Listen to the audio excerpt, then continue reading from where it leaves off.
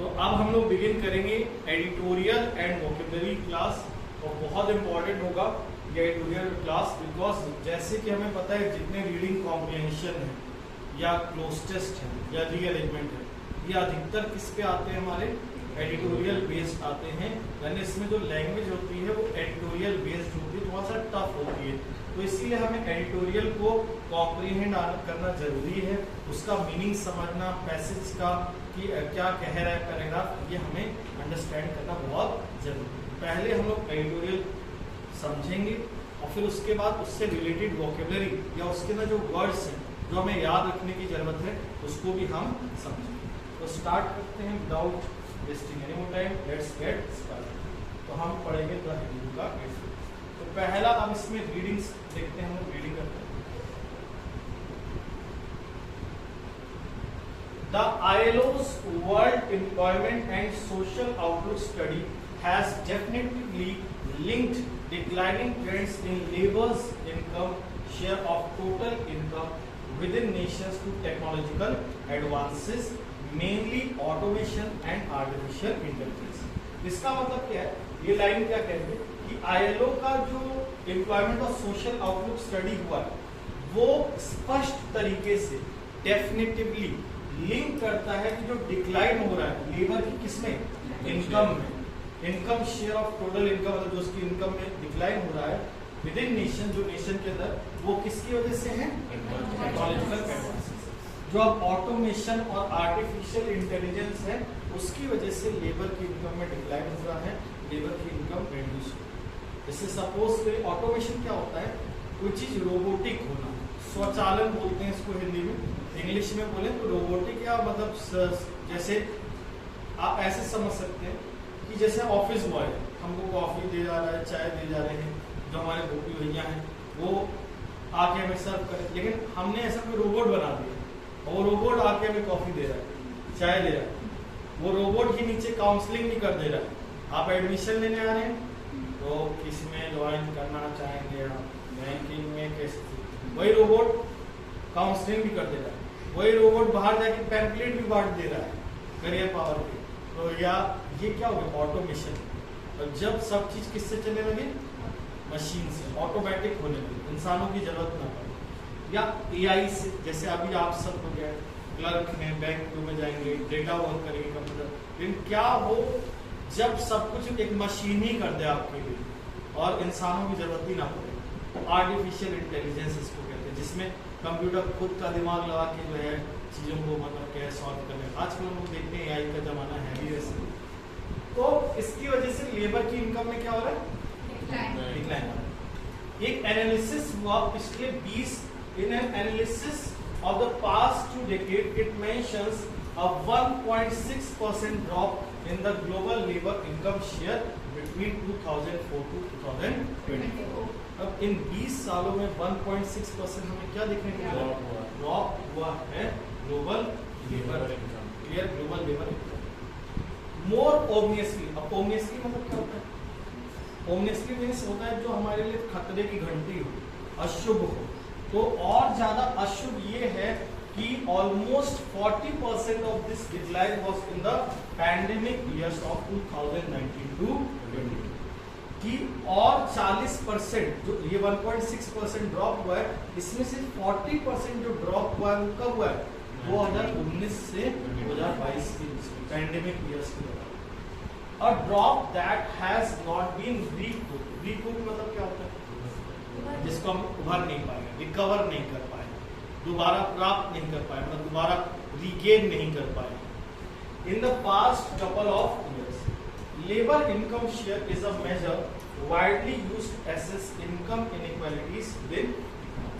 तो जो हमारा लेबर इनकम होता है ये एक तरीका होता है जो ऑल ओवर या विश्व स्तर पे यूज होता है कि हम एसेस कर सके इनकम इनइक्वालिटीज को विद इन द इकोनॉमीज में हम ये जज कर सके कि कितनी इनइक्वालिटी, मतलब इनइक्वालिटी मतलब किसी की इनकम ज्यादा है, किसी की इनकम कम है, इसको जज करने के लिए हम किसका सहारा लेते हैं, लेबर की। क्लियर, कोई डाउट्स? अब हम लोग नेक्स्ट पैराग्राफ देखते हैं। The 1.6% drop might seem insignificant, but it amounts to 2.4 trillion in lost wages at constant purchasing power parity. अगर देखा जाए तो ये लग रहा है 1.6% ड्रॉप ही हुआ है, तो इतना ड्रॉप तो ज्यादा थोड़ी नहीं होता है, लेकिन ये कितना है 2.4 ट्रिलियन डॉलर है। अगर हम वेजेस के टर्म में बात करें, वेजेस क्या होता है, जो दिहाड़ी दी जाती है एक लेबर को, उसको हम क्या कहते हैं, wages. At constant purchasing power parity, parity मतलब क्या होता है, समानता, equality, in relation to what workers would have earn had the labor income share been stable since 2004। मतलब अगर 2004 से अगर इनकम स्टेबल रहती, कोई ड्रॉप ना हुआ होता, तो इतना वो अर्न कर सकते थे। क्लियर? ये डिफरेंस है वेजेस में, बहुत ज्यादा डिफरेंस है in terms of wages. 2.4 trillion dollar lost globally is more than half of India's nominal GDP forecast for financial year 2023 to 2024। कि जो 2.4 ट्रिलियन हमने लॉस किया है वेजेस में, वो more than half of India की क्या है, नॉमिनल जीडीपी का फोरकास्ट है। जो फोरकास्टेड है कि नॉमिनल जीडीपी हमारी इतनी होगी, उसका हाफ है हमारा 2.4 ट्रिलियन डॉलर जो लॉस है। Next, the study also highlights the gender aspect of this inequality.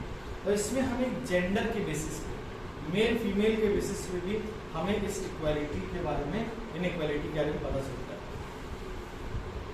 In 2024 almost a third of, मतलब एक तिहाई जो वर्ल्ड की यंग वुमेन है, आर नॉट इन एम्प्लॉयमेंट, मतलब वो एम्प्लॉयमेंट, एजुकेशन और ट्रेनिंग में नहीं, मतलब इन्वॉल्व नहीं, उनका कोई पार्टिसिपेशन नहीं। It estimate which is double that of young man, जो कि यंग मैन 13.1% है, उसके डबल में हमारा क्या है, women are not in the participation of employment और एजुकेशन और दिस इज अलार्मिंग। ये बहुत ही चेतावनी वाली बात है, खतरे की बात है डेवलपिंग नेशंस के लिए। विद ग्रोइंग वर्किंग एज, जिनकी वर्किंग एज की पॉपुलेशन बढ़, मतलब जो एज कमा सके, मतलब जो पॉपुलेशन कमा सके, जो ग्रो कर रही है, उनके लिए बहुत एक कंसर्निंग और बहुत ही अलार्मिंग बात है, मतलब चेतावनी। As it highlights challenges in job creation, ये हाईलाइट करें कि हम जॉब क्रिएट नहीं कर पा रहे, जॉब क्रिएशन में हमें समस्या है।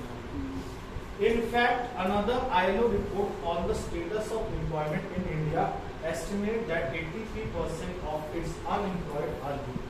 एक और जो रिपोर्ट है इंडियन इंटरनेशनल लेबर ऑर्गेनाइजेशन की एक और रिपोर्ट से हमें पता चलता है कि 83% अनएम्प्लॉयड जो है, बेरोजगार है, वो कौन है भैया, यूथ, नौजवान। दिस कपल्ड, ये किसके साथ मिलकर, गवर्नमेंट्स रीसेंट प्रिस्क्रिप्शन क्या होता है, जैसे हम एक डॉक्टर होता है, पेशेंट को मेडिसिन प्रिस्क्राइब करता है कि ये दवाइयाँ खानी है ठीक होने के लिए, वैसे प्रिस्क्रिप्शन एक आदेश हो गया सरकार के द्वारा इसको to the private sector to invest in labour intensive employment points, मतलब उन चीजों में इन्वेस्ट करें जिससे क्या बढ़े, labour points to a crisis, मतलब ये एक संकट को दिखाता है। जैसे सरकार बोल रही है प्राइवेट को कि भाई आप क्या करिए, ऐसा कुछ करिए जिससे लेबर क्या हो, इंगेज। ये हमें संकट की तरफ दिखा रहा है जॉब ग्रोथ, जो जॉब हम ग्रोथ नहीं कर पा रहे, मतलब जॉब क्रिएट नहीं कर पा रहे, ये हमें शो कर रहा है, पोर्ट्रे कर रहा है। एंड राइजिंग इनइक्वालिटी, जो इनइक्वालिटी बढ़ रही है इसको भी पोर्ट्रे कर रहा है। इवन एज आउटपुट, जबकि आउटपुट यानी प्रोडक्शन और प्रोडक्टिविटी, लेबर प्रोडक्टिविटी बढ़ी है, मतलब लेबर का प्रोडक्टिविटी एफिशिएंसी बढ़ा है, आउटपुट बढ़ा है, लेकिन फिर भी हमें क्या देखने को मिल रहा है, इनइक्वालिटी, और we are not able to create job, there hasn't been job. कोई डाउट इसमें? Next step, several countries have been promoting the idea of a universal basic income। कई देश हैं जो क्या कर रहे हैं, मूड कर रहे हैं, मतलब सोच विचार कर रहे हैं इस चीज को, मतलब क्या है, इस पे गहरा चिंतन कर रहे हैं, डिबेट कर रहे हैं कि हमारे पास एक आइडिया होना चाहिए। कौन सा आइडिया, यूनिवर्सल बेसिक इनकम का, या कोई और फ्लोर टू स्टैंड ऑन, मतलब कोई एक ऐसा पैरामीटर जिस पर हम स्टैंड ऑन कर सके, जिस पर हम बिल्कुल टोटली डिपेंड कर सके। As economist have called a referendum, referendum मतलब क्या होता है? वोटिंग, जन मत संग्रह, मतलब आम पब्लिक से वोटिंग कराना किसी चीज को, उसको क्या कहते हैं? रेफरेंडम। तो जो रेफरेंडम हुआ स्विट्जरलैंड में यूबीआई पर, इट वाज डिफीटेड इन 2016। अब इसको मतलब इस रेफरेंडम को क्या हुआ, इसमें हार हुआ, यूबीआई जो है लोगों ने एक्सेप्ट नहीं किया। While Democratic candidate and American tech investor Andrew Yang in his aborted मतलब क्या था? Failed, असफल, unsuccessful 2020 bid to White House। अब ये जो हमारे डेमोक्रेटिक कैंडिडेट थे और अमेरिकन टेक इन्वेस्टर एंड्रयू यांग, ये क्या हो गए? फेल हो गए व्हाइट हाउस पहुंचने में। और उन्होंने मेन स्ट्रीम क्या था? एक फ्रीडम डिविडेंड, कि हम एक फ्रीडम डिविडेंड क्रिएट करेंगे of $1,000 a month for every American adult। हर एक अमेरिकन एडल्ट को क्या दिया जाएगा? $1,000 per month. Congress leader Rahul Gandhi who made a proposal of $12,000 a month for every family during his 2019 election के। इसलिए 2019 में हर परिवार को 12,000 दिए जाए, इस बार 8,500 रुपये खटाखट। Calling it a final assault, ये आखिरी प्रहार है पॉवर्टी, गरीबी इसके बाद क्या हो जाएगी? तुम्हारा ये फाइनल असॉल्ट की तरह उन्होंने कैंपेन किया था कि 12,000 हर परिवार को दिए। Several industry reports point to high paying job creation due to automation and AI. कई इंडस्ट्री रिपोर्ट पॉइंट करते हैं इसकी तरफ high paying job creation due to automation and AI to counter the jobless growth theory. जो हम jobless growth theory है कि मतलब भाई पैसा देने से हम किसी को ऐसा थोड़ी नहीं कि हम एम्प्लॉयड बना देंगे। आज वो एम्प्लॉयड है भी, लेकिन मान लो आगे चल फिजिकल डेफिसिट बढ़ जाएगा देश के ऊपर, तो वहाँ पैसा कहाँ तक देगा? तो जॉबलेस ग्रोथ थ्योरी को काउंटर एक्ट करने के लिए हमें हाई पेइंग क्या क्रिएट करनी पड़ेगी? जॉब्स, क्योंकि एआई पर ऐसी जॉब जिसमें क्या है पेमेंट अच्छी खासी दी जा सके एक लेबर को, एक वर्कर को। तो इस तरह की जरूरत है हमें कि एक हाई पेइंग जॉब्स क्रिएट करें। But again this only highlights an acceleration in income inequality trends. और ये चीज ये भी दिखाती है कि कितना इनइक्वालिटी मतलब बढ़ी है, मतलब हमारी कितनी तेजी से इनइक्वालिटी या असमानता आई है income. Indeed, with the apparent advantages of automation and AI being irreversible। भाई अब ऐसा तो नहीं है, हम बैकवर्ड तो जा नहीं सकते, हम चीजों में अपरिवर्तनीय हैं, एआई को परिवर्तन तो कर नहीं सकते। ऐसा तो नहीं कंप्यूटर वगैरह सब बंद कर दे और सब टेक्नोलॉजी बंद कर दे, कहेंगे चलो पुराने जमाने में चलेगी, ऐसा इट इज इम्पॉसिबल। तो एक global goal, perhaps a global goal towards a universal basic income could address sustainable development goals। और ये जो यूबीआई का मतलब क्या है, यूबीआई का जो टर्म है यूबीआई, ये हमारी प्रॉब्लम को सॉल्व कर सकता है सस्टेनेबल डेवलपमेंट गोल की, और ये रेड्यूस कर सकता है हमारी क्या inequality within and among the countries में इनइक्वालिटीज को कम कर सकता है।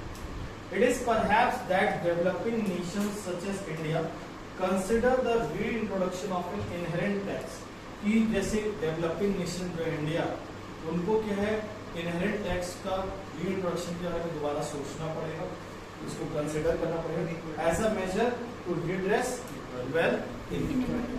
जो वेल्थ में इनइक्वालिटी है, जो कमी है, उसको एड्रेस करने के लिए इस चीज पे फोकस करना है। अब इसके बाद हम लोग इसके वर्ड्स के मीनिंग समझेंगे। तो पहले मेरे ख्याल से ये एडिटोरियल हमें क्लियर हो गया है, तो उसके बाद हम लोग मीनिंग समझेंगे उसको। तो हम लोग वर्ड्स टू रिमेम्बर, मतलब इस एडिटोरियल से हमें कौन कौन से वर्ड्स याद करने हैं देखते हैं। इनका नोट्स जरूर बना लीजिएगा घर में, इनको लिख जरूर लीजिएगा, बहुत इंपॉर्टेंट वर्ड्स हैं। जैसे पहला वर्ड हमारा क्या है ओमनियस। ओमनियस मतलब क्या होता है?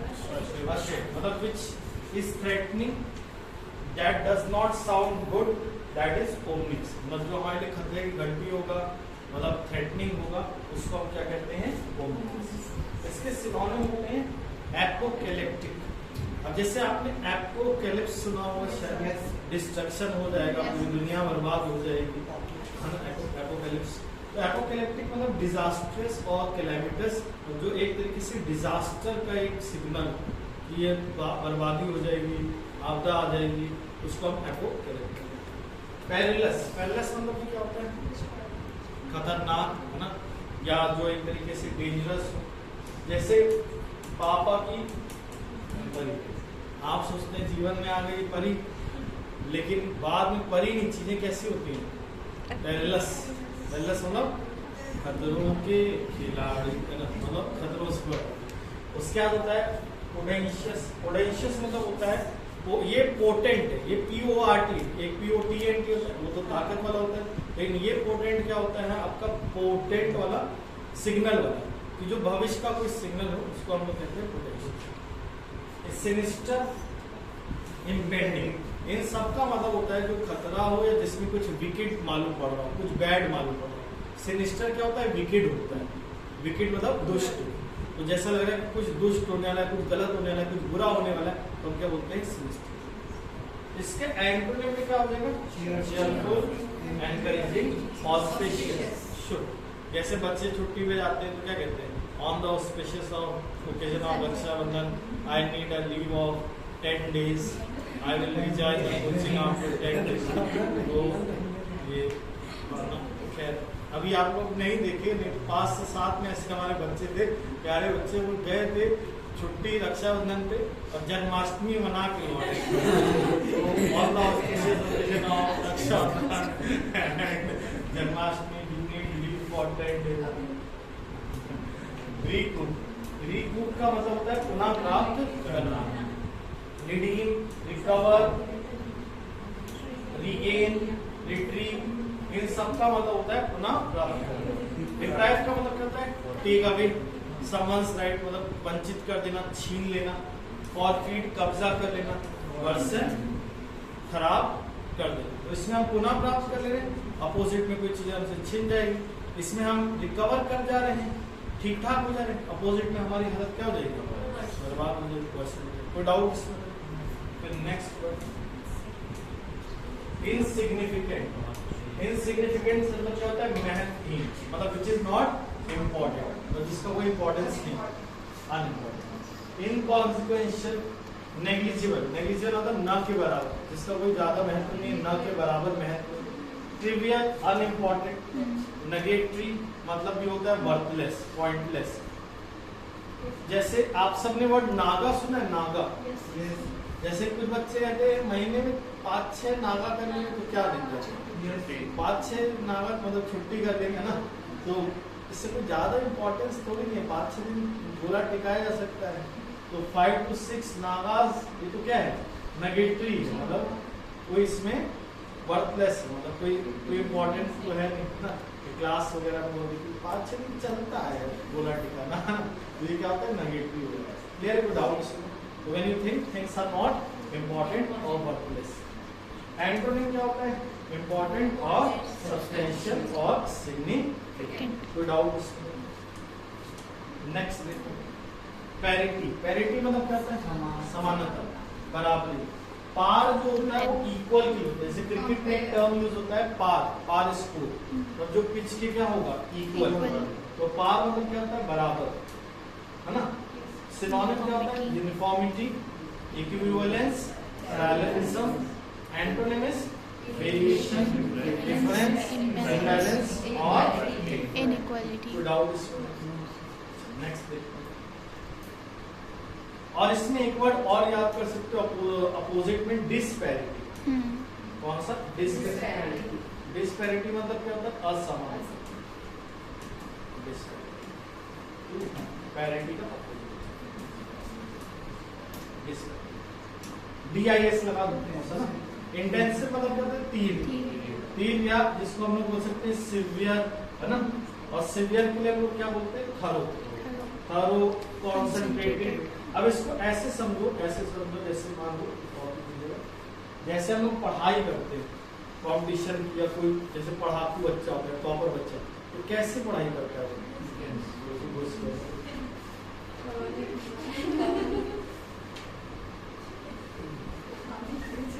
ऐसे ना, कैसे पढ़ाई करता है? थरो, कंसंट्रेटेड होके, आउट एंड आउट, मतलब बिल्कुल कंप्लीट, एग्जॉस्टिव, बिल्कुल थका देने वाले। और बैक बेंचर्स वाले कैसे पढ़ाई करते हैं? हो गया।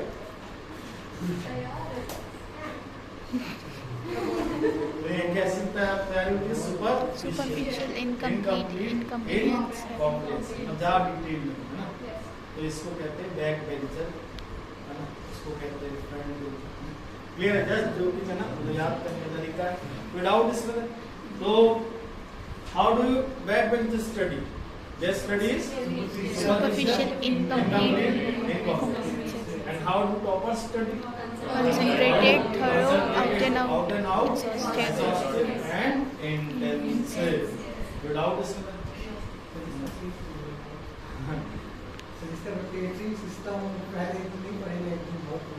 अच्छा, बच्चे हैं।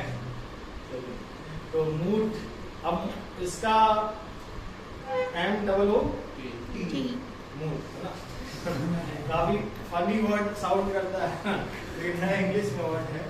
इसका मतलब क्या होता है? विचार करना और कोई चीज को बहस के लिए लाना, या कोई चीज जो बहस का विषय हो। और ये वर्ब भी होता है और एडजेक्टिव भी होता है। क्या होता है? वर्ब भी होता है, एडजेक्टिव। विचार करना या विचार के लिए लाना, डिस्कशन के लिए, और विवादास्पद, मतलब जिसपे क्या हो, विवाद। तो इसके लिए सिनोनिम होता है raise, bring up, put forward, verb के सेंस में, और एडजेक्टिव के सेंस में डिबेटेबल और विदाउट डिस्कशन। इसको ऐसे आप कर सकते हो, खराब कर देती है मूड, जब देखो करती रहती है, हाँ, तो यहाँ पर बाकी आप कभी देखा ना, तो खराब कर देती है मूड, है ना? पूरी करती रहती है, बहस करती रहती है। क्यों बहस करती रहती है? 10,000 रुपये की सैंडल की मैंने मांग ली, 10,000 रुपये की तो मांगी थी ना।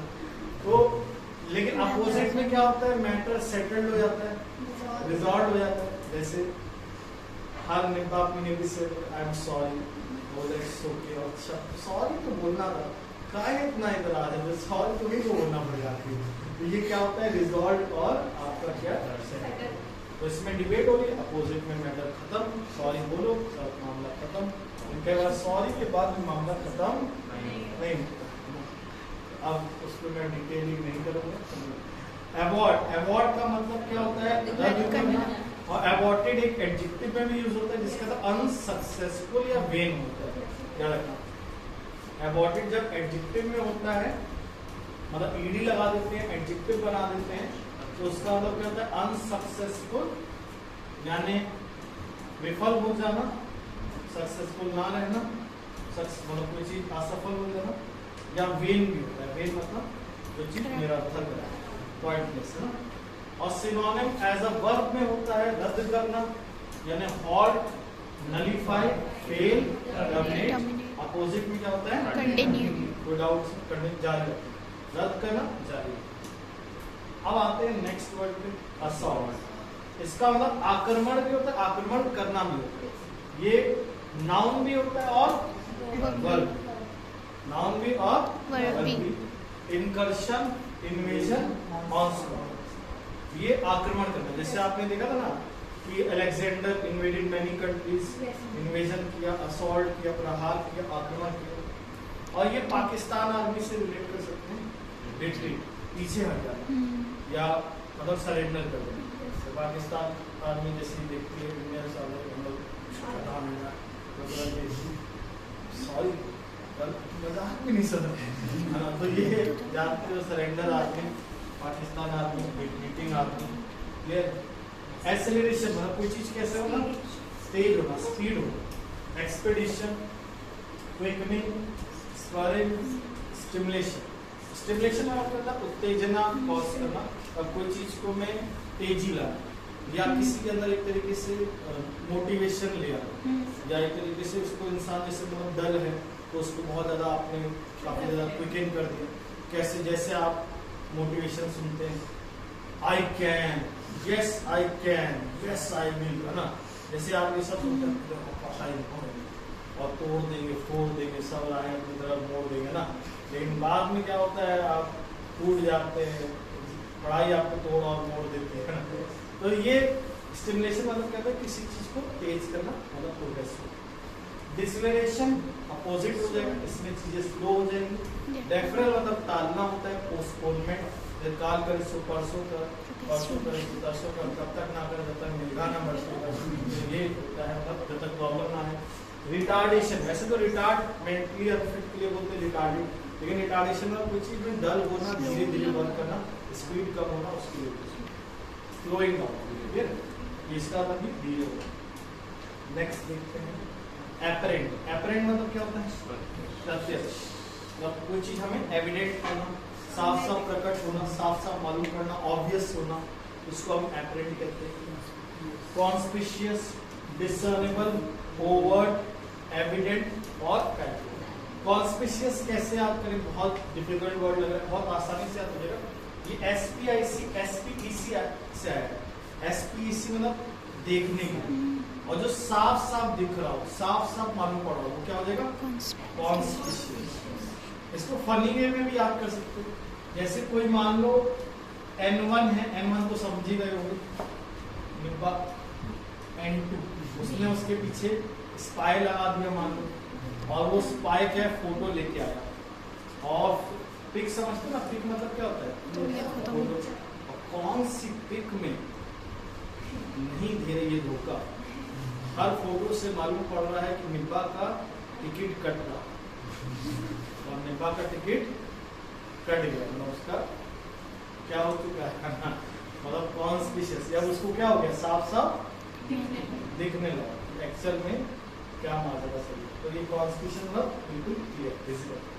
डिसर्नेबल, कई लोग कहते हैं ना, उड़ती चिड़िया के लेते हैं, हम चेहरा देख के आदमी क्या बता सकते, तो ऐसे लोग क्या है, उनके ना डिसर्नेबल वाली क्वालिटी होती है, एबिलिटी टू जज विदाउट। ओवर्ट, कोवर्ट सुना आपने, कोवर्ट मतलब क्या होता है, कवर्ड, हिडन, ओवर्ट मतलब ओपन, कुल्लम कुल्ला, गाना भी कुल्लम कुल्ला। ओवर्ट मतलब क्या होता है, बिल्कुल जो कि कैसा होगा, ओपन मतलब एविडेंट होगा, प्रत्यक्ष होगा। पैल्पेबल, एंटोनिम में क्या होता है, ऑब्स्क्योर, धुंधला, डाउटफुल और डूबियस। डूबियस मतलब दो मुंहा, है ना, जैसे बोलते हैं ना कि ये दो मुंहा इंसान से बच के रहना, दो मुंहा सांप है ये, ना, डूबियस इंसान, बोलता कुछ है करता कुछ है ना। इक्विवोकल, इक्वी किसके लिए होता है, बराबर, वोकल मतलब वॉइस, तो बराबर वॉइस। जैसे मैंने कहा फेसबुक अच्छा है बुरा है, तो आधे लोगों ने कहा फेसबुक अच्छा है, आधे लोगों ने कहा फेसबुक बुरा है, तो इस पे क्या उठ रहा है, डाउट, यानी हार्मनी नहीं, इक्विवोकल, कोई डाउट इसमें। फिर आता है एम्बिगस, एम्बिगस मतलब कंफ्यूज, जैसे कि इंग्लिश, कैसी लैंग्वेज, कंफ्यूज, अंग्रेजों को भी नहीं समझ में आ रही। नेक्स्ट आता है हमारा कौन सा वर्ड, इर्रिवर्सिबल, बस लास्ट वर्ड है ना। अपरिवर्तनीय, जिसको हम रिवर्स नहीं कर सकते, है ना, चेंज नहीं कर सकते। जैसे आप जाओ टाइम मशीन में वापस चले जाएं, और जो मलेरिया बीमारी हुई थी उसको ठीक कर लेते, काश वो मलेरिया बीमारी ना लगने दी होती। समझ रहे हो, मलेरिया मतलब आज के जमाने का लवेरिया है ना, मलेरिया ना, तो सिनोनिम इसके होते हैं इर्रिवोकेबल। रिवोक मतलब रद्द करना होता है, इर्रिवोकेबल मतलब जिसको हम रद्द नहीं कर सकते, एक बार जो हो गया तो वो चेंज नहीं हो सकता। इनएविटेबल, अनअवॉइडेबल, जिसको हम अवॉइड नहीं कर सकते। डेलिबल, डिलीट समझते हैं, उसी से डिलीट से क्या बन गया, डेलिबल। डेलिबल मतलब जिसको डिलीट कर सकते हैं, और आयन लगा दे तो नहीं कर सकते। तो इनडेलिबल, जैसे उसकी आपने बोला याद है, लड़के लोगों के साथ भी बीमारियां ज्यादा चलती है, क्या हम उसकी यादों को क्या नहीं कर सकते, मतलब उसकी यादें, मतलब गुड फ्रेंड भी है ना, मतलब GFP है ना शॉर्ट में। इररिमेडिएबल, इररिमेडिएबल मतलब क्या होता है, जिसको सुधारा नहीं जा सकता। जैसे रिमेडियल क्लासेस सुनी थी, उसमें आप ठीक करते थे अपनी जो भी फ्लॉज या मिस्टेक्स, इरेमिडेबल मतलब जो एक बार गलती कर रहे उसको चेंज नहीं कर सकते। नहीं कर सकते। इस टाइप की मिस्टेक्स को क्या बोलेंगे? इरेमिडेबल। इनकॉरिजिबल भी कहते हैं, which can not be corrected, मतलब इसको दोबारा से चेंज नहीं कर सकते, सही नहीं कर सकते। इरिट्रीवेबल, इसको हम लोग रिकवर नहीं कर सकते, रिट्रीव नहीं कर सकते। क्लियर है? जैसे एक बार आपका डेटा चोरी हो गया तो उसको फिर रिट्रीव करना बड़ा मुश्किल हो जाता है, इरिट्रीवेबल रहता है। अपोजिट में रिमेडिएबल, रिट्रीवेबल, रिडीमेबल और कॉरिजिबल। क्लियर? समझ में आएगा? तो इतने सारे वर्ड्स हैं, बहुत ज्यादा लग रहे होंगे। मेंटोस खा लीजिएगा, दिमाग में कुछ जला लीजिएगा।